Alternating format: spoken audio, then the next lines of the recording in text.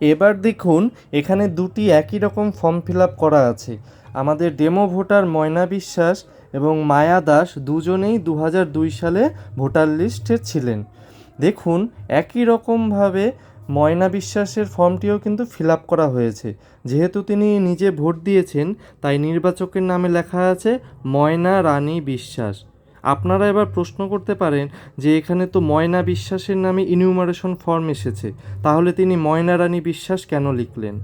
কারণটি হলো 2002 সালে তিনি যখন ভোট দিয়েছেন লিস্টে তার নাম ছিল ময়না রানী বিশ্বাস এবং 2002 সাল থেকে 2025 সালে তিনি আস্তে আস্তে পরিবর্তিত হয়ে কী হয়েছেন? ময়না বিশ্বাস। সুতরাং আমরা সেই জিনিসটি লিখব নিচের ঘরে যেটি 2002 সালের ভোটার লিস্টে আছে। যথারীতি 2002 সালে দেখুন ময়না রানী বিশ্বাস আমরা লিখেছি, তার ভোটার নম্বর আছে তাই এপিক নম্বর লিখেছি এবং তার আত্মীয়ের নাম হলো সুভাষ বিশ্বাস।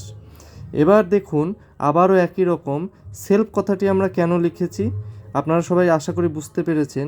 যেহেতু ময়না বিশ্বাস নিজেই ভোটার ছিলেন 2002 সালে, তাই প্রথম ঘরে থাকা এই ব্যক্তির সাথে ময়না বিশ্বাসের সম্পর্ক হলো তিনি নিজেই, তাই আমরা কি লিখেছি? সেলফ।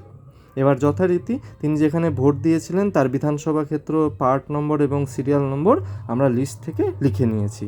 তাহলে আপনারা দেখতে পাচ্ছেন যদি কারোর নাম 2002-এর লিস্টে এবং 2025-এ একই থাকে তাহলে তিনি একই নাম লিখবেন, কিন্তু কারোর নাম যদি 2025 সালে পাল্টে গিয়ে থাকে তাহলে 2002 সালের লিস্টে যে নাম ছিল তাকে সেই নামটি নিচের ঘরে লিখতে হবে।